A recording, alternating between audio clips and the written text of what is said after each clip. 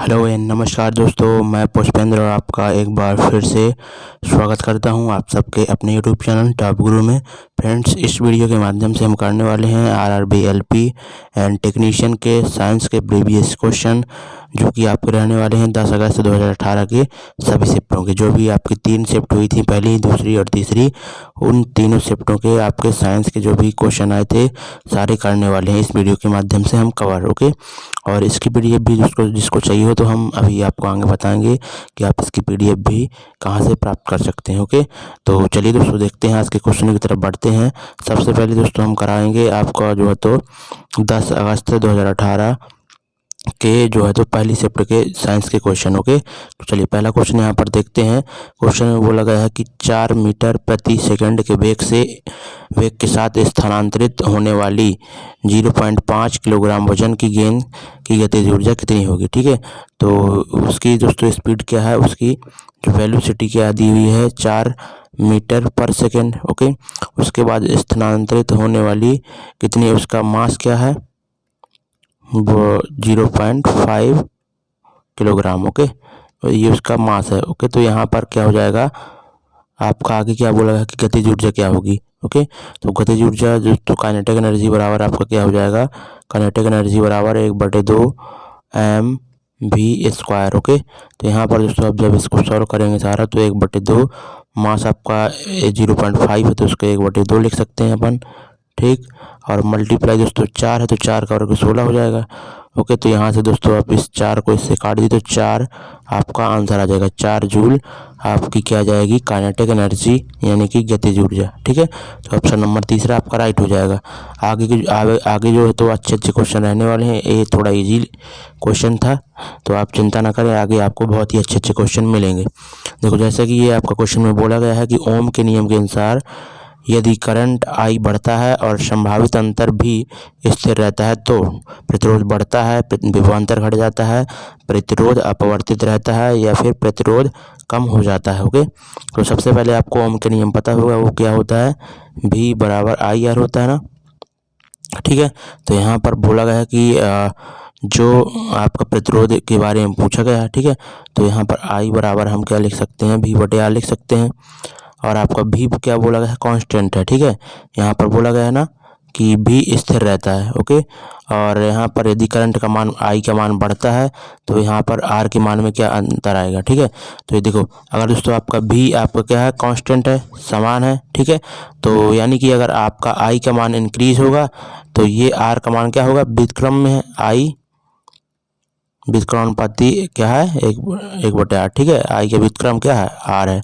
Okay, तो यानी कि दोस्तों अगर आपका I का मान यहाँ पर बोला गया कि बढ़ता है, अगर आपका I का मान इंक्रीज हो रहा है तो आपका क्या होगा, इसका प्रतिरोध का मान क्या होगा, डिक्रीज होगा। ठीक है, तभी देखो, अब अगर R का मान कम होगा, नीचे है, तो I का मान ऑटोमेटिक ज़्यादा हो जाएगा, यानी कि प्रतिरोध का क्या हो जाता है, कम हो जाता है। ओके, अगर यहीं पर दोस्तों प्रतिरोध ज़्यादा होता तो धारा क्या हो जाती है, वो कम हो जाती है। ओके, अगला क्वेश्चन देखते हैं, उम्मीद करता हूँ समझ गए होंगे। अगला क्वेश्चन, ओजोन के एक अणु में कितने परमाणु होते हैं। ठीक है, तो ओजोन यानी कि इसका फॉर्मूला सभी को पता होगा, O3 होता है।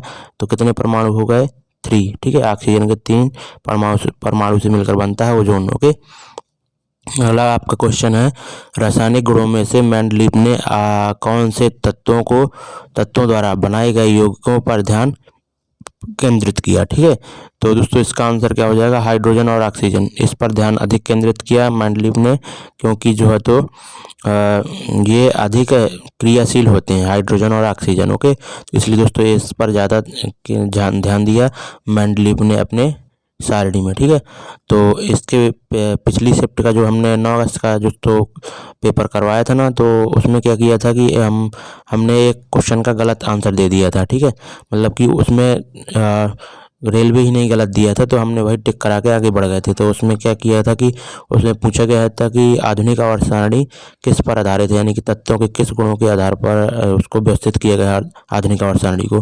तो दोस्तों वो उसका आंसर क्या होगा, तत्वों के परमाणु क्रमांक के बढ़ते हुए क्रम में दोस्तों संजोया गया है। ठीक है, तत्वों को। ओके, तो इसका ध्यान देना। और जो मेंडलीव ने सारणी दी थी तो उसमें परमाणुओं के द्रव्यमान के आधार पर। ठीक है, अगला क्वेश्चन देखते हैं। क्वेश्चन है बहुविखंडन द्वारा उत्पन्न होता है। ठीक है, तो बहुविखंडन द्वारा यानी कि मल्टीपल फिजन के द्वारा कौन सा उत्पन्न होता है? प्लाज्मोडियम। ठीक है, तो प्लाज्मोडियम आपका मल्टीपल फिजन के द्वारा ही उत्पन्न होता है। अगला क्वेश्चन देखते हैं। देखिए इसके बारे में थोड़ा पढ़ लीजिए। प्लाज्मोडियम में बहुविभाजन, ठीक है, देखा जाता है। यह एक प्रकार का अलैंगिक प्रजनन, ठीक है, असेक्सुअल रिप्रोडक्शन है क्या? ठीक है, और जिसमें एक ही जनक कोशिका से कई एकल उत्पन्न होते हैं। ठीक है, और मूल केंद्रक बार बार विभाजित होकर कई संतति केंद्र काभ बनाता है, जो फिर एक कोशिका झिल्ली विकसित करता है और एक दूसरे के समान होता है। ठीक है, यानी कि दोस्तों ये अलैंगिक प्रजनन है, तो इसमें केवल एक ही जनन होता है। ठीक है, जनक होता है। अगला क्वेश्चन देखते हैं। साइकिल की सवारी करते समय निकलने वाली ऊर्जा निम्न में से किसका रूप नहीं होता? ओके, तो यहाँ पर दोस्तों देखो, जब भी दोस्तों साइकिल आप चलाते हैं तो उसमें सिंपल सा बोलूँगा कि कौन सी एनर्जी नहीं होती है। ठीक है, साइकिल चलाते वक्त तो साइकिल चलाओगे तो साइकिल में दोस्तों क्या आ जाएगी? आपकी गतिज ऊर्जा। ठीक है, और उसमें ऊर्जा आपके जो है तो शरीर से भी निकलेगी ऊष्मा। जब आप साइकिल चलाएंगे थकेंगे तो उसमें ऊर्जा आपके शरीर से, और बाकी जो साइकिल चलेगी तो उसमें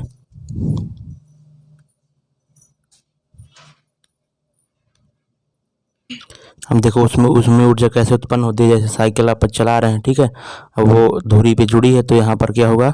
घर्षण होगा। घर्षण से दोस्तों क्या होगी? ऊष्मा उत्पन्न होगी। ओके, और यहीं पर यांत्रिक ऊर्जा, पहिया घूम ही रहा तो यांत्रिक ऊर्जा उसमें है। और रासायनिक ऊर्जा दोस्तों साइकिल चलाने में कहीं पर भी नहीं आती है। ठीक है, तो आपका ये आंसर राइट हो जाएगा। ओके, चौथा ऑप्शन। अगला क्वेश्चन देखते हैं। 1 बिलियन का pH मान 3 है। ठीक है, ओके, उसके बाद देखते हैं जब pH मान बढ़कर 6 हो जाता है तब यहाँ पर H+ आयन की सांद्रता कितनी हो जाती है? ओके, तो चलिए देखते हैं। तो तब भी दोस्तों देखो pH मान है। ओके, और 7 पे न्यूट्रल होता है। इधर 6, 5, 4, 3, 2, 1 ऐसे रहता है। इधर दोस्तों क्या रहता है? 8, 9, 10, 11 ऐसे रहता है। ठीक है, ऐसे रहता है। तो जब भी दोस्तों आप बाईं साइड जाएंगे ना, जितना बाईं साइड बढ़ते जाएंगे तो यहाँ पर H+ की सांद्रता क्या हो जाएगी? बढ़ती जाएगी। ठीक है, और जब लेफ्ट साइड जाएंगे तो यहाँ पर OH की सांद्रता बढ़ जाएगी, OH- की सांद्रता बढ़ती है। ठीक है, यानी कि जब आप दाईं साइड जाएंगे तो H+ की सांद्रता क्या हो जाएगी? घटेगी, और OH- की बढ़ेगी। ठीक है, इसी तरह जब आप बाएं साइड जाएंगे तो H+ की जो सांद्रता है वो बढ़ेगी और OH की सांद्रता घटेगी। ओके, तो यहाँ पर पहले जो है तो pH की वैल्यू कितनी थी? 3 थी, अब उसको बदलकर 6 हो जाती है। तो H+ सांद्रता की सांद्रता कितनी होती है? ठीक है, हो जाती है। तो सिंपल से आप यहाँ पर पहले इसकी जो है तो सांद्रता pH वैल्यू 3 थी, अब 6 हो रही है। यानी कि दोस्तों H यहाँ पर लेफ्ट से राइट तरफ जा रही है, यानी कि आपकी सांद्रता घटेगी। किसकी? H+ आयनों की। अब कितनी घटेगी वो आपको बताना है कि 2 गुना बढ़ जाती है कि 3 गुना, ये तो नहीं ऑप्शन होंगे, बढ़ने वाले तो होंगे नहीं, घटेगी ही। ठीक है, ये तो ये होगा या फिर ये होगा। अब ये कैसे पता करें कौन सा होगा? ठीक है, तो यहाँ पर देखो, अब यहाँ पर pH वैल्यू कितनी थी? 3 थी। ठीक है, तो यानी कि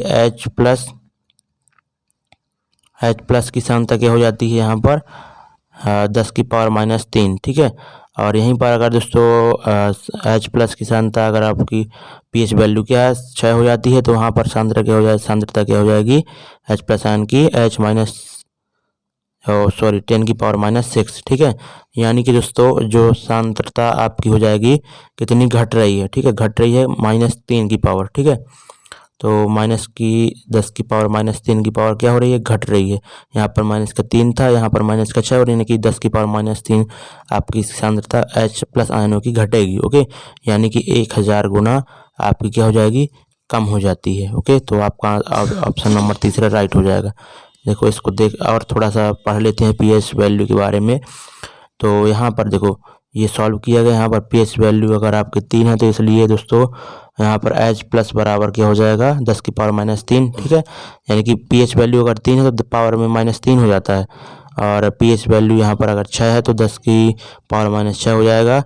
और यहाँ पर देखो सॉल्व किया गया है तो 1000 गुना हो जाएगा। ओके, और पीएच पैमाने के बारे में पढ़ते हैं थोड़ा सा। तो इसकी जो है तो किसने प्रस्तुत किया था पीएच पैमाने को? तो सोरेंस नामक जो थे वैज्ञानिक ने 1909 में इसको प्रस्तुत किया था। और इसका उपयोग हाइड्रोजन आयन सांद्रता के संदर्भ में जलीय विलयन की अम्लता या क्षारकता को व्यक्त करने के लिए किया जाता है। ओके, यह पैमाना जल के आयनिक उत्पाद पर आधारित है और यह प्रति लीटर हाइड्रोजन आयन सांद्रता के आधार पर 10 में ऋणात्मक लघुगणक अर्थात pH equal to minus log और आयन, ठीक है, यहाँ पर ये होता है। और कुछ पदार्थों के हमने दोस्तों pH वैल्यू आपका पूछा ही जाता है तो उसके लेकर आए हैं। तो जठर रस का pH वैल्यू क्या होता है आपका? यहाँ पर लगभग 1.5 से 3.5। ओके, और शीतल पेय जो कोल्ड ड्रिंक आपकी होती हैं, ठीक है, तो उसका जो है तो pH वैल्यू क्या होता है? 2 से 4 के बीच में। ओके, नींबू का होता है 2.2 से 2.4। उसके बाद जो समुद्री जल होता है, सी वाटर होता है, उसका 8.5 होता है, यानी कि क्षारीय होता है। ये सिरका का क्या होता है? 2.4 से 3.4। और मूत्र का क्या होता है आपको? इसका होता है 4.8 से 8.4। ओके, लार का आपका 6.5 से 7.5। देखो लार के बारे में हम बता दें कि इसके पहले दोस्तों हमने एक क्वेश्चन जो 9 अगस्त की शिफ्ट में पढ़ा था कि अगर मुंह का जो है pH वैल्यू कितने से 5.5 से, ठीक है, 5.5 से अगर कम हो जाती है तो आपके जो दांत होते हैं वो क्या होने लगते हैं? सड़ने लगते हैं, ठीक है। तो यहाँ पर लार की भी आपसे पूछे अगर pH वैल्यू तो 6.5 से 7.5 होती है। मिल्क ऑफ मैग्नीशिया ये दोस्तों 10.5 होता है। और रक्त प्लाज्मा जो ब्लड में प्लाज्मा होता है तो वो उसकी pH वैल्यू 7.35 से 7.45 होती है। ओके, चलिए देखते हैं। उम्मीद करते हैं सारे आप अच्छे से इनको याद कर लेना, ठीक है। जठर रस का इतना हो गया। शीतल पेय का आप देखो नींबू को तो याद ही कर लीजिए और मूत्र का याद कर लीजिए, लार का और प्लाज्मा का, ठीक है। ये 3-4 तो इम्पोर्टेंट ही है। अगला क्वेश्चन देखते हैं। जब प्रकाश की एक किरण एक सघन माध्यम से विरल माध्यम में यात्रा करती है तो यह किस दिशा में मुड़ती है? ओके, तो दोस्तों जब आपकी कोई किरण है और वह दोस्तों यहाँ पर एक माध्यम यहाँ पर μ1 है, ठीक है, उसका अपवर्तनांक μ1 लेते हैं और इधर एक आप माध्यम है उसका अपवर्तनांक μ2 लेते हैं, ठीक है। अगर यहाँ पर बोला गया कि वह सघन माध्यम से विरल माध्यम में यात्रा करती है तो सघन माध्यम में और विरल, ये हम मान लेते हैं कि ये सघन माध्यम है, ठीक है, और ये विरल है, ठीक है, विरल। तो यहाँ पर दोस्तों सघन माध्यम का जो अपवर्तनांक होता है, ठीक है, तो यहाँ पर μ1 ग्रेटर देन μ2 हो जाएगा, ठीक है, क्योंकि जो सघन का अपवर्तनांक होता है विरल की अपेक्षा क्या होता है? ज़्यादा होता है, ठीक है। तो यहाँ पर ये हो जाएगा। अब देखते हैं कि अगर दोस्तों कोई भी प्रकाश की किरण सघन माध्यम से विरल माध्यम की तरफ जाती है ना तो ये दोस्तों क्या होता है? यहाँ पर एक अभिलंब होता है, ठीक है, अभिलंब डालते हैं, ठीक है। तो वह प्रकाश की किरण दोस्तों क्या होता है? जब सघन से विरल माध्यम से विरल माध्यम में प्रवेश करती है तो वह अभिलंब से दूर हट जाती है। किरण को जाना चाहिए था ऐसे जाना चाहिए था, ठीक है, लेकिन वह ऐसे न जाकर कैसे ऐसे मुड़ जाती है, ठीक है, उसका रास्ता चेंज होता है, अभिलंब से दूर हट जाती है, ठीक है। तो यहाँ पर क्या हो जाएगा? अभिलंब से दूर हट जाती है तथा गति भी बढ़ जाती है, देखिए, ठीक है। तो गति दोस्तों कैसे डिपेंड करती है? उसके अपवर्तनांक पर। अब जिसमें दोस्तों अपवर्तनांक अधिक होगा, माध्यम सघन होगा, तो उसमें दोस्तों गति कम होगी। और अपवर्तनांक जिसका ज़्यादा होगा, μ2 ज़्यादा है यहाँ पर, ठीक है, विरल माध्यम है तो उसमें दोस्तों प्रकाश की गति क्या होगी? ज़्यादा होगी, बढ़ जाती है, ठीक है। तो ऑप्शन नंबर पहला आपका राइट हो जाएगा। अगला क्वेश्चन देखते हैं। हीलियम को छोड़कर सभी नोबेल गैसें आपकी जो है तो गैसों में बाहरी सेल में, ठीक है। तो देखो हीलियम को छोड़कर सभी नोबल गैसों में बाहरी सेल में कितने इलेक्ट्रॉन होते हैं, ठीक है। तो आप सभी जानते होंगे कि आधुनिक आवर्त सारणी में दोस्तों आपका जो 18वां वर्ग है, ठीक है, 18वें वर्ग में दोस्तों क्या है? आपके जितने भी यहाँ पर हैं तत्व तो एलिमेंट जितने भी हैं वो सभी नोबेल गैसें हैं, ठीक है। और नोबेल गैसें किस मतलब कि कैसे हो जाती है? मतलब कि वो किसी भी अक्रिय गैसें भी उनको बोलते हैं, किसी भी दोस्तों तत्व से आपकी वो क्रिया नहीं करती हैं, ठीक है। तो वो दोस्तों क्या होती हैं? आपकी हीलियम होती है, नियान होती है, ऑर्गन होती है और क्रिप्टॉन होती है, ठीक है। और जिनान भी होती है, ठीक है, जिनान भी होती है, रेडान भी होती है, उसके बाद एक और होती है, ठीक है। तो यहाँ पर क्या बोला गया है कि हीलियम को छोड़कर सभी नोबल गैसों में बाहरी शेल में कितने इलेक्ट्रॉन होते हैं। तो हीलियम का परमाणु क्रमांक क्या होता है, 3 होता है, ठीक है। तो इसमें दोस्तों बाहरी कक्षा में क्या यहाँ पर इलेक्ट्रॉन बना 2 और 1 हो जाएगा, ठीक है। तो हीलियम के बाहरी कक्षा में 1 इलेक्ट्रॉन हो गया। और इसको छोड़कर दोस्तों जितने भी आपके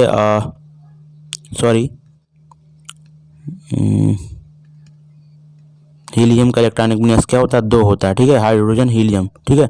तो हीलियम का जो है तो बाहरी कक्षा में 2 इलेक्ट्रॉन हो जाएंगे, बाकी जो नियॉन होता है उसमें इलेक्ट्रॉनिक उसमें जो है तो परमाणु क्रमांक उसका 10 होता है। तो इस इलेक्ट्रॉनिक विन्यास करने पर 2 और 8 यानी कि उसके बाहरी कक्षा में 8 इलेक्ट्रॉन हो जाएंगे। उस तरह दोस्तों आपका आर्गन में दोस्तों 18 होते हैं इलेक्ट्रॉन, ठीक है, मतलब कि परमाणु क्रमांक। तो यहाँ पर इलेक्ट्रॉनिक विन्यास करेंगे तो 2 8 18, ठीक है।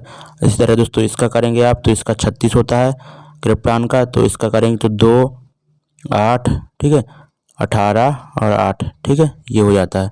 तो मतलब कि बाहरी कक्षा में दोस्तों जितने भी हीलियम को छोड़कर जितने भी आपके नोबेल गैसें हैं, अक्रिय गैसें हैं, उनके सभी के बाहरी कक्षों में बाहरी सेलों में जो इलेक्ट्रॉनों की संख्या क्या होती है, हमेशा 8 होती है, ठीक है, यानी कि वो पूरी तरह से भरे हुए होते हैं, संतुष्ट होते हैं, ठीक है। 2 और 8 से दोस्तों बैलेंसी पूरी होती है।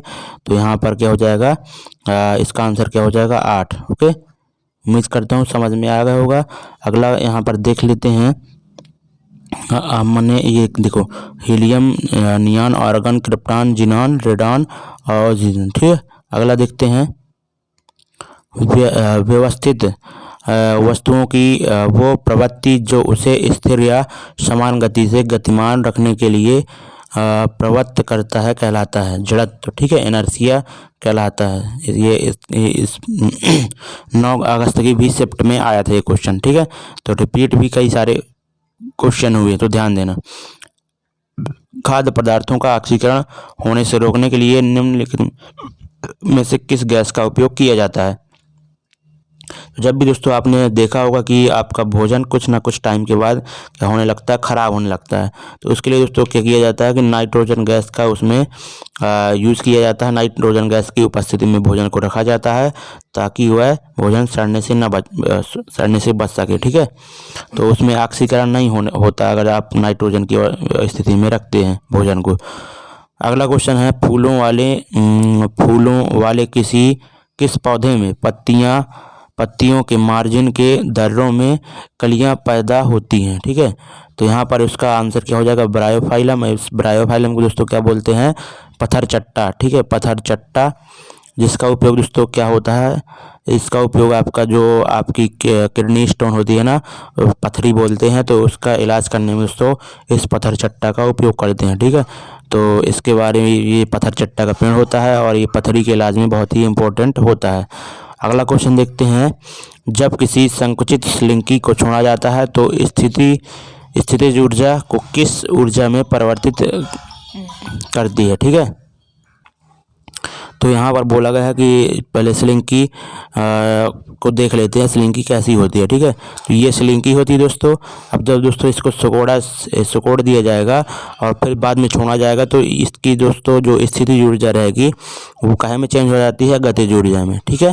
तो ध्यान देना आप। ओके, अगला क्वेश्चन देखते हैं। और पीडीएफ दोस्तों जिसको भी चाहिए होगा तो आप हमारे यहाँ पर Telegram channel target with top गुरु में आप ऐड हो सकते हैं, ठीक है। आप चाहे तो सर्च कर सकते हैं, टेलीग्राम में सर्च करने पे आ जाएगा, target with top Guru search कर लेना तो आ जाएगा चैनल का नाम, और वहीं पर आप ऐड हो जाइए तो वहीं से आप पीडीएफ प्राप्त कर सकते हैं। और जिसको सर्च नहीं करना तो डायरेक्ट इस वीडियो के डिस्क्रिप्शन में जाइए और पहली लिंक दी हुई है टेलीग्राम चैनल की, तो वहाँ पर क्लिक करिए उसमें और ऐड हो जाइएगा, ठीक है। अगला क्वेश्चन देखते हैं। प्रोपेन का आणविक सूत्र है, ठीक है। तो प्रोपेन देखो 9 अगस्त की शिफ्ट में भी यही क्वेश्चन आया था, ठीक है। तो प्रोपेन, ओके, तो प्रोपेन यानी पे दोस्तों एल्केन होता है, एन वाला, और एल्केन एल्कीन वाला, ठीक है, और एल्काइन, ठीक है, एल्काइन। एल्केन का दोस्तों फॉर्मूला क्या होता है, CnH2n+2 होता है, ठीक है। और एल्कीन का क्या होता है, CnH2n होता है। उसके बाद एल्काइन का क्या होता है, CnH 2n-2 होता है। ठीक है, तो यहाँ पर प्रोपेन के बारे में हमसे पूछा गया, प्रोपेन का आणविक सूत्र क्या होता है। यानी कि देखो मेथ और एथ और प्रोप, यानी कि ये केमिस्ट्री गिनती होती है, तो मेथ में 1 आता है कार्बन, और एथ में 2 आ जाते हैं, प्रोप में 3 आ जाते हैं, यानी कि 3 कार्बन होना चाहिए और एन वाला होना चाहिए। प्रोपेन है तो यानी कि एल्केन का ग्रुप हमें लेना है, तो ये वाला फार्मूले में 3 जब रखेंगे तो यहाँ पर C3 और H, और यहाँ पर कितना हो जाएगा, इनकी जगह 3 रखने पर 3 दूनी 6 + 2 8। ठीक है, यानी कि C3H8 आपका आंसर हो जाएगा। ओके, अगला क्वेश्चन देखते हैं। निम्नलिखित में से कौन सा फूल के केंद्र में मौजूद होता है। ठीक है, तो फूल के केंद्र में क्या मौजूद होता है वो देख लेते हैं।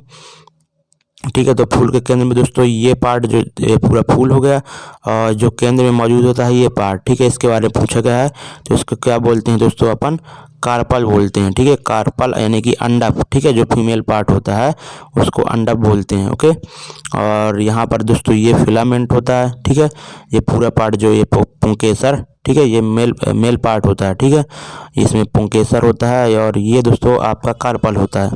ओके, और इसमें दोस्तों कार्पल के भी दोस्तों कई पार्ट होते हैं। ये देखो, ये जो ऊपर का पार्ट है आपका स्टिग्मा हो गया, और ये स्टाइल है। ठीक है, और ये ओवेरी है, ओवेरी यानी कि अंडाशय है। ठीक है, इसमें अंडाशय होता है, और इसमें दोस्तों आपके परागकण होते हैं, जिससे ये दोस्तों आपका आगे जो है तो इसमें प्रजनन हो पाता है। ओके, अगला दोस्तों क्वेश्चन यहाँ पर देखते हैं, यानी कि इसका आंसर क्या हो जाएगा आपका, अंडक हो जाएगा, कार्पल। ठीक है, फूल के केंद्र में मौजूद होता है अंडक। अगला क्वेश्चन देखते हैं। क्वेश्चन बोला गया है कि निम्नलिखित में से कौन सा एक परजीवी के रूप में पौधे से पोषण प्राप्त करता है। ओके, तो पौधे से दोस्तों पोषण कौन सा प्राप्त करता है, देखो मलेरिया या परजीवी, ये तो दोस्तों मानव के शरीर से दोस्तों प्राप्त करता है अपन भोजन। ठीक है, पोषण, और यहाँ पर बोला गया कि पौधे से पोषण प्राप्त करता है, तो जो आपका जो कस्क्यूटा जो होता है वह दोस्तों आपका क्या होता है, पेड़ों से पौधों से जो है तो पोषण प्राप्त करता है, परजीवी है एक। ओके, तो एक कस्क्यूटा दोस्तों किसको बोलते हैं, तो हमारे यहाँ पर बोलते हैं इसको अमरवेल। ठीक है, अमरवेल, पेड़ न पत्ता ऊपर छत्ता, इसको बोलते हैं अमरवेल। ठीक है ना, तो ये होता है कस्क्यूटस। ठीक है, यह दोस्तों इसमें ना ही तो कोई जड़ें होती हैं, ना ही फूल होता है, ना ही जो तना होता है, केवल ऐसे ही ये पेड़ों पे चढ़ा होता है, ऊपर झड़ जाता है उसमें, और सभी जगह फैल जाता है, वहीं से पेड़ों से वह अपना पोषण प्राप्त करता है। तो यही सी कस्क्यूटस को ही दोस्तों हम अपन क्या बोलते हैं, अमरवेल। ठीक है, और ये परजीवी है जो कि पौधों से अपना पोषण प्राप्त करता है। अगला क्वेश्चन देखते हैं। ध्वनि हवा में 333 मीटर पर सेकंड की चाल से यात्रा करती है, और इस प्रकार 1 सेकंड में 333 मीटर की दूरी किसके द्वारा तय की जाती है। ठीक है, यानी कि दोस्तों देखो, ध्वनि की चाल क्या है आपकी, 333 मीटर पर सेकंड है, और इस प्रकार 1 सेकंड में 333 मीटर की दूरी किसके द्वारा तय की जाएगी, कण के द्वारा, कि रिसीवर के द्वारा, कि स्रोत के द्वारा, कि अशांति के द्वारा। तो ये आंसर क्या हो जाएगा, अशांति के द्वारा। ठीक है, अब जैसे यहाँ पर कोई ये है, और यहाँ से यहाँ के बीच की दूरी ये है। ठीक है, यहाँ से यहाँ के बीच की दूरी आपकी कितनी दी है, 333 मीटर है। ठीक है, और यहाँ से ध्वनि दोस्तों यहाँ से जाती है, और यहाँ पर तुरंत 1 सेकंड में पहुँच जाएगी।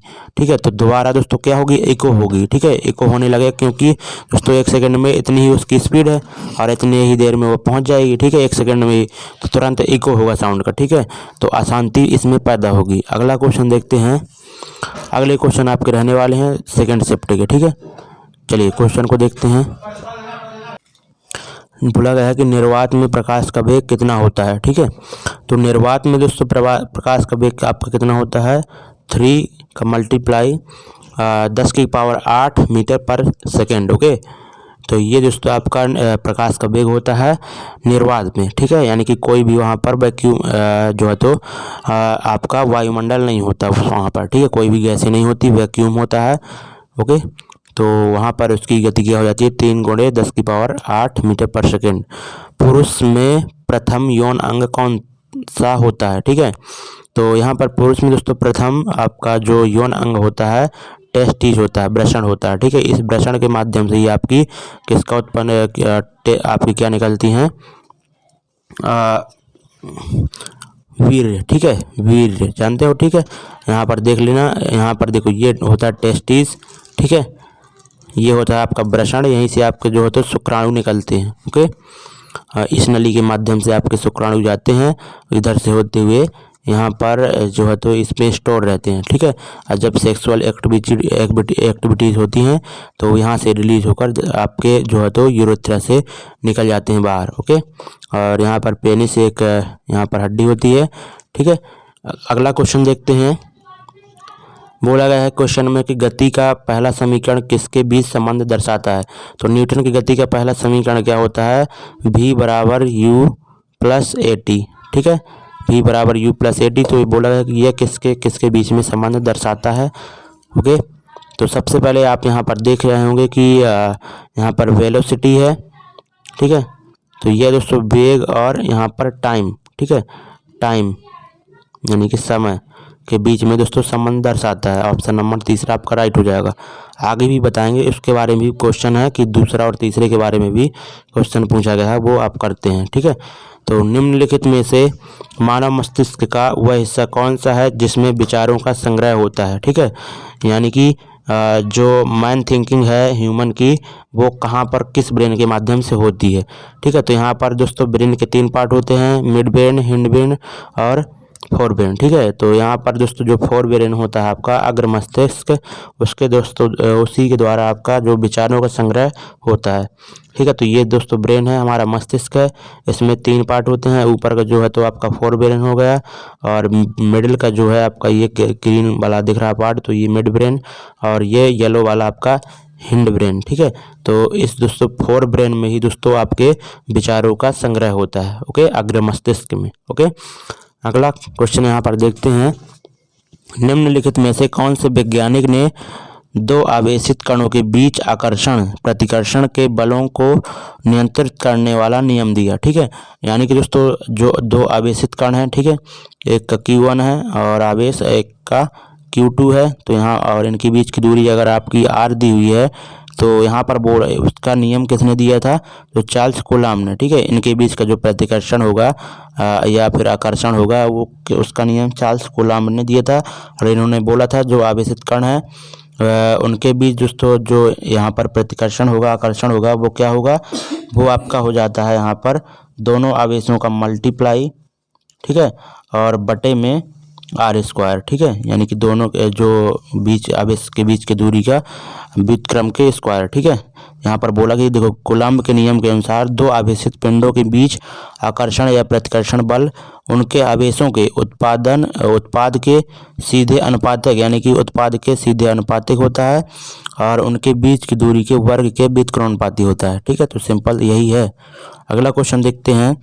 रिक्त स्थान में सबसे उपयुक्त विकल्प भरें। ओके, तो ध्वनि की पिच इसके डैश पर निर्भर करती है, ठीक है। तो ध्वनि की पिच जो होती है तो फ्रीक्वेंसी पर निर्भर करती है। अगर दोस्तों उसकी पिच अधिक है तो फ्रीक्वेंसी अधिक होगी, अगर पिच कम है, ठीक है, ध्वनि की, तो आवृत्ति भी यानी कि फ्रीक्वेंसी भी कम होगी। ओके, तो ये आप ध्यान देना, जो पिच होती है डायरेक्टली प्रोपोर्शन होती है किसके, आवृत्ति की। अगला क्वेश्चन देखते हैं।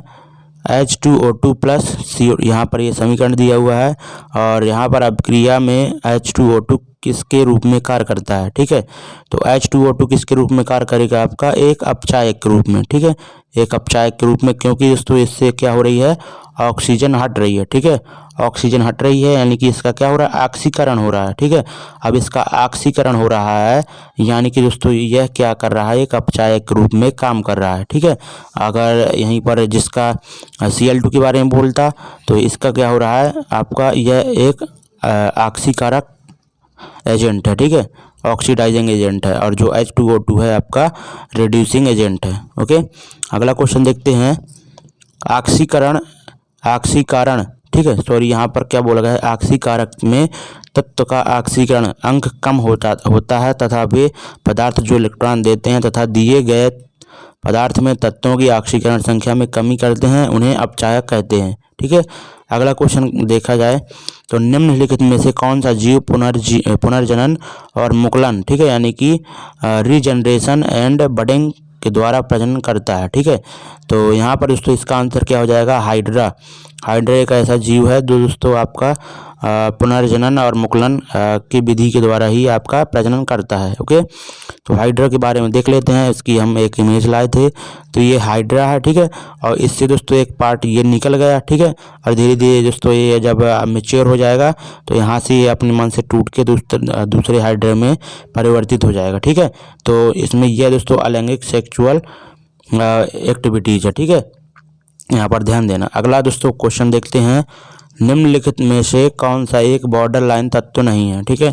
तो बॉर्डर लाइन तत्व सबसे पहले समझते हैं। यहाँ पर हम पीरियोडिक टेबल लेकर आए हैं, ठीक है। तो बॉर्डर लाइन तत्व यहाँ पर ये बोलते हैं दोस्तों, जब यहाँ पर देखो, यहाँ पर दोस्तों इस तरफ क्या होती है, अधातु और जो संक्रमण धातुओं के बीच का दोस्तों जो लाइन होती है उनको डिवाइड करती है, ठीक है। अधातु और जो संक्रमण धातुएं होती हैं, ठीक है, तो उनको डिवाइड करती है, वही दोस्तों बॉर्डर लाइन जो है तो कहलाता है, बॉर्डर लाइन एलिमेंट, ठीक है। तो इसमें दोस्तों आपका बोरान होता है, सिलिकॉन होता है, और यहाँ पर क्या होता है आपका गैलियम होता है, ठीक है। गैलियम, सॉरी जर्मेनियम, ठीक है, जर्मेनियम है, गैलियम नहीं है, ठीक है।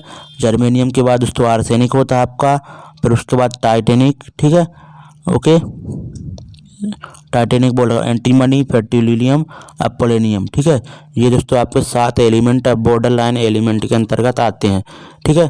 तो यहाँ पर आपका जो बिस्मथ है ये बॉर्डर लाइन एलिमेंट का जो तो हिस्सा नहीं है। यहाँ पर बोरान भी है, सिलिकॉन भी है, अपोलोनियम आपका बॉर्डर लाइन एलिमेंट है। ओके, अगला क्वेश्चन देखते हैं, महासागरों में मौजूद शैवालों की विशाल मात्रा किसका अंतहीन स्रोत उत्पन्न कर सकती है। तो जो महासागरों में जो आपकी शैवाल होती है तो वह दोस्तों मीथेन की एक अंतहीन स्रोत उत्पन्न कर सकती है, ठीक है। वो मीथेन का बहुत ही भयंकर तरीके से प्रोडक्शन कर सकते हैं, ठीक है। ये एल्गी है यानी कि शैवाल। ओके, अगला क्वेश्चन देखते हैं, निम्नलिखित में से कौन सा एक धनायन है। तो हाइड्रोक्साइड यानी कि OH दोस्तों आपका ये ऋणायन होता है, नाइट्रेट यानी कि NO3 ये भी आपका ऋणायन होता है, और अमोनियम यानी कि NH4 आपका ये धनायन होता है, और कार्बोनेट यानी कि CO3 ये भी आपका 2- का जो है तो ऋणायन होता है, ठीक है, -2 ऋणायन होता है। तो यहाँ पर बोला गया कि कौन सा धनायन है, तो आपका अमोनियम जो है तो धनायन हो जाएगा। अगला क्वेश्चन देखते हैं, संक्रमण तत्व क्या होते हैं, ठीक है। वह देखो संक्रमण तत्व के बारे में पढ़ लीजिए, वह तत्व जिनमें धातुओं और गैर धातुओं दोनों के गुण हैं, ये नहीं कह सकते हम, ठीक है, 100%। इनमें सबसे बाहरी सेल में 8 इलेक्ट्रॉन होते हैं। ये तो दोस्तों आपका जो ग्रुप आवतानी का और सारणी का ग्रुप नंबर 18वां होता है, यानी कि जो आपकी हेलोजन गैसें होती हैं, ठीक है, सॉरी हेलोजन बोल रहा हूँ, हेलोजन तो 17वां ग्रुप हो गया, ठीक है। और जो नोबेल गैसें होती हैं वो दोस्तों आपकी उनके बाहरी जो सेल होती है उसमें 8 इलेक्ट्रॉन होते हैं, ठीक है, ये भी नहीं होगा। उसके बाद वह तत्व जिनके 3 सबसे बाहरी सेल अधूरे होते हैं, ये तो अलग ही हो गया लॉजिक, ठीक है, ये हटाइए। हाँ, वह तत्व जिनमें दो सबसे बाहरी सेल अधूरे होते हैं, वह दोस्तों आपका क्या हो जाएगा, आंसर हो जाएगा। वह तत्व जिनके 2 सबसे बाहरी सेल अधूरे होते हैं यानी कि पूरी तरह से भरे नहीं होते, वह दोस्तों संक्रमण तत्व कहलाते हैं। अगला क्वेश्चन देखते हैं, एक मिश्र धातु किसका एक उदाहरण है। तो एक मिश्र धातु यानी कि दो दोस्तों क्या होंगी, 2 मिश्र धातुओं का विलयन ही दोस्तों क्या कहलाएगा, मिश्र धातु, ठीक है। 2 धातुओं का विलयन ही दोस्तों क्या कहलाता है, मिश्र धातु कहलाता है, ठीक है। तो यहाँ पर दोस्तों जो विलयन आपका किसका उदाहरण हो जाएगा, ठोस विलयन का। ओके, अगला क्वेश्चन दोस्तों, जो पायस किसका होता है, जो दूध और पानी का मिक्सचर ही पायस का उदाहरण होता है। अगला क्वेश्चन देखते हैं, क्वेश्चन है, जब मैग्नीशियम रिबन हवा में जलाया जाता है तो कौन सा यौगिक उत्पन्न होता है, ठीक है। तो मैग्नीशियम रिबन को जब आप रिबन को हवा में जलाते हैं तो वहाँ पर कौन सा यौगिक उत्पन्न होता है, आपका मैग्नीशियम ऑक्साइड उत्पन्न होता है। ओके, अगला क्वेश्चन देखते हैं, यदि घोल से धातु A धातु B को प्रतिस्थापित कर देती है तो धातु A B की तुलना में कम प्रतिक्रियाशील है। अब धातु A धातु B को प्रतिस्थापित कर देने को उसको हटा देती है, यानी कि इसका मतलब कि जो धातु A है B की तुलना में अधिक प्रतिक्रियाशील होगी, तभी तो वह B को हटा रही है, B को हटाकर स्वयं आ जा रही है उस स्थान पर, ठीक है, यानी कि B की तुलना में A अधिक प्रतिक्रियाशील होगी। यौन प्रजनन में माता पिता का योगदान 50-50% होता है। ठीक है, ये आप सभी को पता ही होगा, अपने जीन्स का आधा हिस्सा। ओके, न्यूटन द्वारा गणित की निम्नलिखित शाखाओं में से किसका आविष्कार किया गया था? तो गणना का जो कैलकुलेशन का आविष्कार न्यूटन जी ने किया था वह दोस्तों गणना का कैलकुलेशन का किया था। ठीक है, अगला क्वेश्चन, गोलाकार दर्पण की प्रतिबिंब सतह से केंद्र को क्या कहा जाता है? ठीक है, प्रतिबिंब सतह के केंद्र को क्या कहा जाता है? तो गोलाकार दर्पण ये हो गया, और यहाँ पर दोस्तों प्रतिबिंब का जो सतह केंद्र है, सतह के केंद्र को यहाँ पर क्या बोलते हैं? पोल बोलते हैं, ध्रुव बोलते हैं। ठीक है, और यहाँ पर जो मुख्य अक्ष ये डाल दिया हमने, तो यहाँ पर आपका वक्रता त्रिज्या सी हो जाती है, और वक्रता त्रिज्या की आधी जो फोकस दूरी होती है, ठीक है, ये हो जाती है। तो यहाँ पर इसके बारे में पूछा गया, तो पोल हो जाएगा इसका आंसर। अगला क्वेश्चन आपकी 3rd शिफ्ट का रहने वाला है 10 अगस्त के। तापीय अपघटन के दौरान अमोनियम नाइट्रेट उत्पन्न करता है। ठीक है, तो अमोनियम नाइट्रेट दोस्तों क्या उत्पन्न करता है? N2O यानी कि नाइट्रस ऑक्साइड और जल। ठीक है, H2O। ओके, तो आप ध्यान देना, अमोनियम नाइट्रेट आपका उत्पन्न करता है N2O और H2O। अगला क्वेश्चन यहाँ पर देखो, यहाँ पर बोला गया है कि BaCl2 के 2.08 ग्राम और अतिरिक्त तनु H2SO4 के जलीय विलयन को मिश्रित करने पर निर्मित होने वाली BaSO4 की मात्रा कितनी होगी? ठीक है, और यहाँ पर परमाणु भार भी दोस्तों आपको गिवन है ये। ठीक है, तो परमाणु भार आपका ये सारा गिवन है। तो देखिए यहाँ पर BaCl2 का परमाणु भार सबसे पहले हम निकालते हैं, तो Ba 137 है, 137, और यहाँ पर Cl आपका कितना है? क्योंकि यहाँ पर Cl2 है यानी कि Cl 35.5 है, तो इसका दोगुना क्या हो जाएगा? आपका 71 हो जाएगा। ठीक है, इनको जब जोड़ेंगे तो यहाँ पर 8, यहाँ पर 0, यहाँ पर 2, तो इसके बराबर दोस्तों आपको कितना दिया हुआ है? 2.08, यानी कि 1 की वैल्यू आपकी क्या हो जाएगी? यहाँ पर जो है तो 1/100। ठीक है, और यहीं पर आपसे बोला गया है कि BaSO4 की मात्रा कितनी होगी। ठीक है, तो BaSO4 की मात्रा यानी कि Ba की मात्रा कितनी हो जाएगी? 137, और SO4 S की 32 हो जाएगी, और O की 16 होती है। ऑक्सीजन के परमाणु 4 हैं, तो 16 चौको 64। ठीक है, इन सभी को ऐड कर लेते हैं, तो यहाँ पर 7 2 9 और 4 13, और इधर पर आपकी क्या हो जाएगी? 4 13। ओके, यहाँ से लेख हो जाएगी, और यहाँ पर 4 3 7 6 13। ओके, इधर 2, तो यहाँ पर एक रेशियो की वैल्यू 1/100 है, तो इसकी वैल्यू क्या हो जाएगी? मल्टीप्लाई 1/100। ठीक है, तो यानी कि 2.33 ग्राम आपका आंसर हो जाने वाला है। ओके, अगला क्वेश्चन देखते हैं, वाहनों की हेडलाइट में प्रयुक्त दर्पण कौन सा होता है? तो वाहनों की जो हेडलाइट होती है उसमें प्रयुक्त दर्पण आपका कॉनकेव मिरर होता है। ठीक है, तो कॉनकेव मिरर का हमने यूज़ कई जगह आपको बताया है कि हेडलाइट में भी यूज होता है, और डेंटिस्ट जो दांतों के डॉक्टर होते हैं वो भी यूज़ करते हैं, और आपका शेविंग में यूज होता है। ठीक है, और आपको इस तरह सर्चिंग लाइट में भी यूज होता है। तो 4-5 जगह का इम्पोर्टेंट है जहाँ पर आपका यूज होता है ये आपका कॉनकेव मिरर यानी अवतल दर्पण। निम्नलिखित में से कौन गर्म पानी के कुंडों, गहरे समुद्र, तप्त कंदराओं और अंटार्कटिका की बर्फ जैसे जीवन यापन हेतु अति जटिल निवास स्थान में भी निवास कर सकता है? ठीक है, तो इतना दोस्तों जटिल कौन सा होता है? बैक्टीरिया। ठीक है, बैक्टीरिया दोस्तों अति जटिल परिस्थितियों में भी अपना जीवन जो है तो जी सकता है। ठीक है, जी सकता है। निम्नलिखित में से कौन सी गैस चूने के पानी को दूधिया बना देती है? तो ये बहुत ही आसान क्वेश्चन है। CO2 कई बार आपने पढ़ा होगा, CO2 यानी कार्बन डाइऑक्साइड चूने के पानी को दूधिया बना देती है। और निम्नलिखित में से कौन सा एक आयनिक यौगिक का गुण नहीं है? ठीक है, तो आयनिक यौगिक का गुण नहीं है दोस्तों कम गलनांक और क्वथनांक। ठीक है, आयनिक यौगिक का गुण नहीं होता है क्या?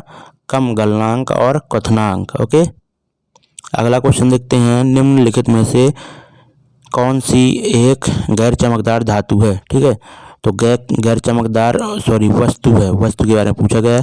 तो जगमगाता बल्ब ये तो चमकदार होता है, और जुगनू भी दोस्तों अपने आप में चमकदार होती है, जलती हुई मोमबत्ती भी चमकदार होती है, लेकिन चांद दोस्तों अपने आप में चमकदार नहीं होता, बल्कि ये दोस्तों सूर्य के प्रकाश के द्वारा ही चमकदार होता है। ठीक है, यानी कि देखो जैसे यहाँ पर ये आपका चंद्रमा है, ओके, और ये आपकी यहाँ पर पृथ्वी है, और इधर पर आपका क्या है, सूरज है। ठीक है, और सूरज से जैसे दोस्तों आपकी ये रोशनी गई, ठीक है, ये सूरज से रोशनी गई, तो हमें दोस्तों चंद्रमा का ये पार्ट जो है तो चमकता हुआ दिखाई देगा जब प्रकाश की किरणें यहाँ पर परावर्तित हो जाती हैं, ठीक है, पृथ्वी की तरफ। ठीक है, तो ये वाला पार्ट चंद्रमा का हमें चमकता हुआ दिखाई देता है, किसकी रोशनी की वजह से, सूर्य की। ठीक है, अगला क्वेश्चन देखते हैं, निम्नलिखित में से कौन सा कथन गलत है। ओके, तो ठोस पदार्थ लगभग असंपनीय होते हैं। ठीक है, यानी कि इनकम्प्रेसिबल होते हैं, यानी कि लगभग जो आपके ठोस पदार्थ होते हैं तो उनको प्रेशराइज करके दबाया नहीं जा सकता। ठीक है, प्रेशराइज नहीं किया जा सकता। ओके, तो ये दोस्तों सही है आपका। और उसके बाद बोला गया है कि ठोस पदार्थ कठोर होते हैं, ये भी सही है, हार्ड होते हैं। ठीक है, अगला है ठोस पदार्थों का आयतन निश्चित होता है, ये भी सही है, ठोस पदार्थों का जो वॉल्यूम होता है वो भी निश्चित होता है। उसके बाद बोला गया है कि ठोस पदार्थों का आकार अनिश्चित होता है, ये गलत हो जाएगा। ठीक है, यही गलत हो जाएगा, तो यानी कि ये हमारा राइट हो जाएगा आंसर, क्योंकि पूछा गया कि कौन सा गलत है, तो गलत यही हो जाएगा, और आंसर हमारा हो जाएगा ऑप्शन नंबर दूसरा।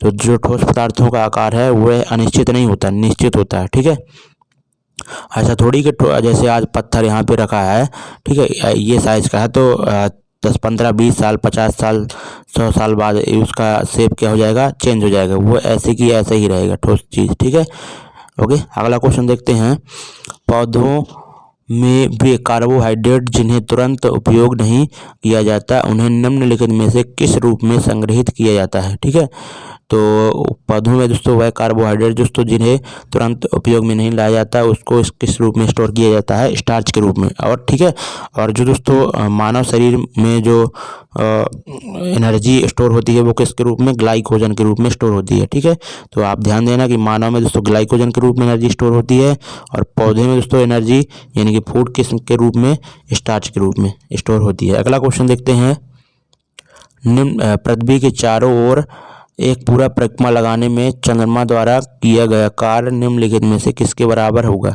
तो यहाँ पर शून्य देखकर कई लोग तो हैरान हो गए होंगे, लेकिन दोस्तों आप देखो यहाँ पर दोस्तों ये जैसे पृथ्वी है, ओके, जैसे पृथ्वी है, और यहाँ पर इस परिक्रमा में इस जो तो पाथ पे चंद्रमा परिक्रमा कर रही है। ठीक है, तो यानी कि दोस्तों पूरा परिक्रमा यहाँ से यहाँ तक वो जाएगी और पुनः यहीं पर वापस आ जाएगी। ठीक है, यानी कि दोस्तों यहाँ पर क्या हो जाएगा, उसका जो डिस्प्लेसमेंट होगा, विस्थापन होगा, वो तो जीरो हो जाएगा, क्योंकि यहीं से गई थी वो चंद्रमा और यहाँ पर पुनः यहीं पर आ गई, तो जो पूरा परिक्रमा हो जाएगा तो वहाँ पर क्या हो जाएगा, डिस्प्लेसमेंट अगर जीरो है तो किया गया वर्क क्या हो जाएगा, वो भी जीरो हो जाएगा, क्योंकि वर्क बराबर क्या होता है, आप सभी लोगों ने पढ़ा होगा, वर्क बराबर क्या होता है, फोर्स इनटू डिस्प्लेसमेंट। अब यहीं पर डिस्प्लेसमेंट अगर जीरो है आपका, तो वर्क पूरा क्या हो जाएगा, आपका जीरो हो जाएगा। ओके, तो ये आप ध्यान देना। अगला क्वेश्चन देखते हैं, गति के दूसरे समीकरण द्वारा किसके बीच संबंध को दर्शाता है। ठीक है, गति का दूसरा समीकरण क्या है, एस बराबर U T plus 1/2 A T square होता है, सभी लोग जानते होंगे। ये समीकरण के द्वारा किसके किसके बीच में संबंध दर्शाया गया है। ठीक है, तो ये दोस्तों किसके बीच में संबंध आपका दर्शाता है, तो एस यानी कि ये स्थिति,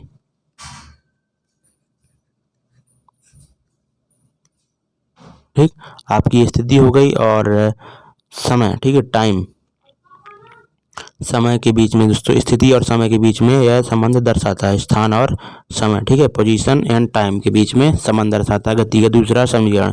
और पहला क्या था, पहला था v बराबर u प्लस ए टी, ये इंपॉर्टेंट है, तीनों समीकरण पूछे जाते हैं किसके किसके बीच में संबंध दर्शाते हैं, तो याद कर लेना। ये दोस्तों वेग और टाइम के बीच में, ठीक है, वेग और टाइम के बीच में, ठीक है, समय के बीच में। और दूसरा क्या, स्थिति और समय के बीच में। तीसरा क्या होता है, B square equal to U square plus 2as। ठीक है, तो ये किसके बीच में संबंध दर्शाता है, आपका वेग और स्थिति के बीच में। ठीक है, ध्यान देना, वेग और स्थिति के बीच में संबंध दर्शाता है समगति के समीकरण तीसरा। ओके, अगला क्वेश्चन देखते हैं, विद्युत आवेश की एसआई इकाई क्या होती है, कूलम। ठीक है, ये आप ध्यान देना। निम्नलिखित में से कौन सा एक धातु और अधातु दोनों के रूप में ही कार्य नहीं कर सकता, ठीक है, करता। तो बोरान दोस्तों आपका जो है तो धातु और धातु के रूप में कार्य नहीं करता, यानी कि दोस्तों यह आपका बॉर्डर लाइन एलिमेंट है, ठीक है,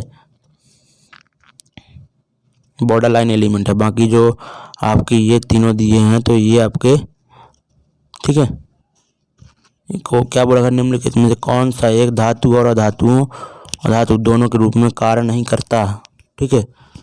तो बॉर्डर लाइन एलिमेंट तो सभी हैं, तो इसमें से दोस्तों आपका जो बोरान है वो है दोस्तों आपका क्या नहीं करता, धातु और धातु दोनों के रूप में कार्य नहीं करता। बाकी जो आर्सेनिक हो गया, बिस्मथ नहीं आता, ठीक है, और जर्मेनियम ये दोस्तों आपके बॉर्डर जो है तो धातु और धातु के रूप में कार्य करते हैं। अगला क्वेश्चन देखते हैं, मनुष्यों में अंतःस्रावी ग्रंथि नहीं है, ठीक है, जो लीवर है दोस्तों आपका अंतःस्रावी ग्रंथि नहीं है, ये बाह्यस्रावी ग्रंथि है, ठीक है, एक्सोक्राइन ग्लैंड है। ओके, अगला क्वेश्चन देखते हैं, कूलम्ब का नियम क्या कहता है, ठीक है।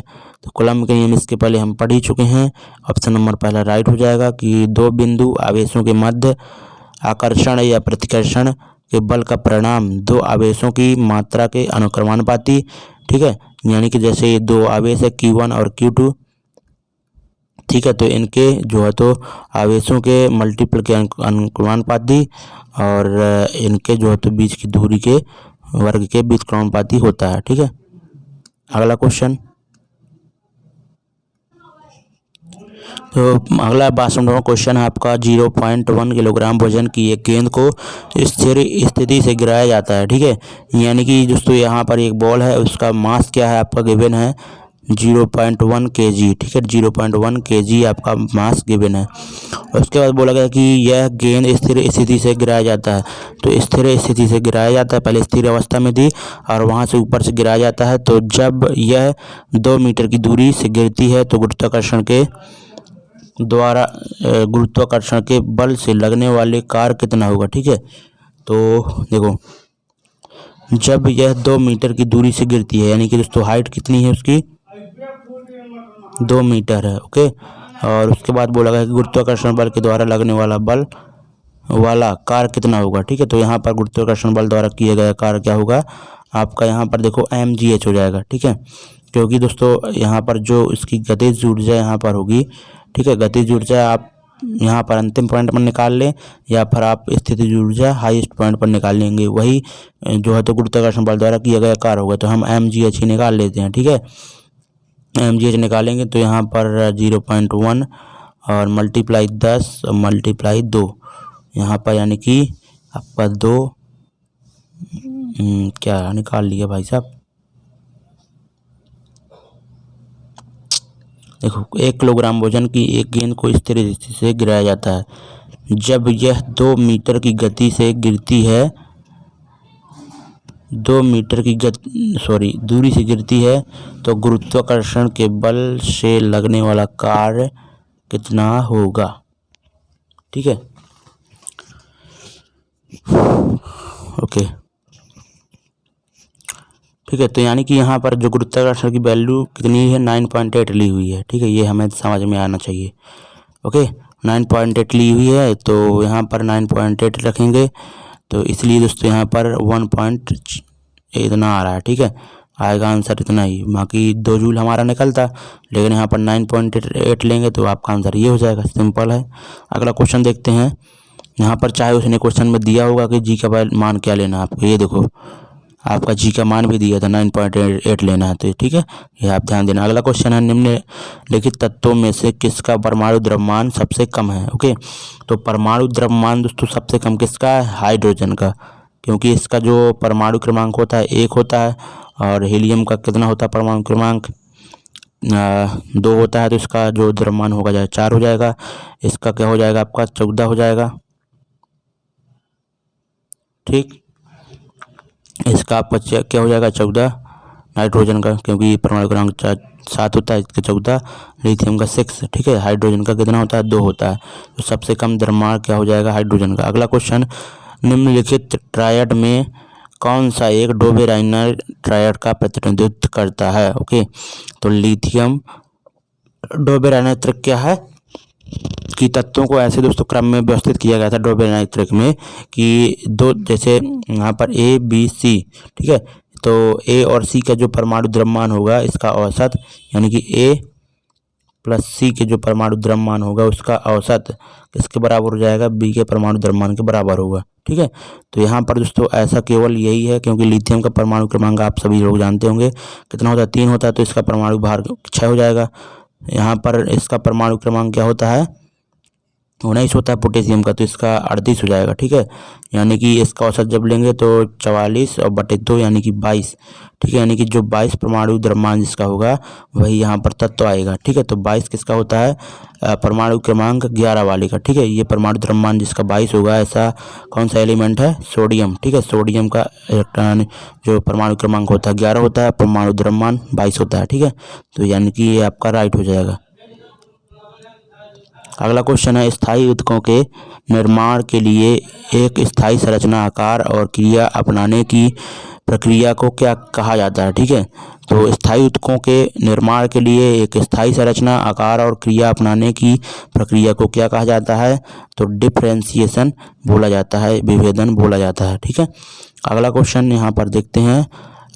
सारे दोस्तों क्वेश्चन हो गए, लगभग आपके 50 से 52 क्वेश्चन आपके थे जो कि आपके 10 अगस्त की जो है तो सारी शिफ्टों में आई हुई थी। ठीक है, तो थैंक यू सो मच दोस्तों। सेशन अच्छा लगा हो तो दोस्तों एक लाइक और एक अच्छा सा कमेंट कर दें कैसा लगा आपको ये सारा वीडियो।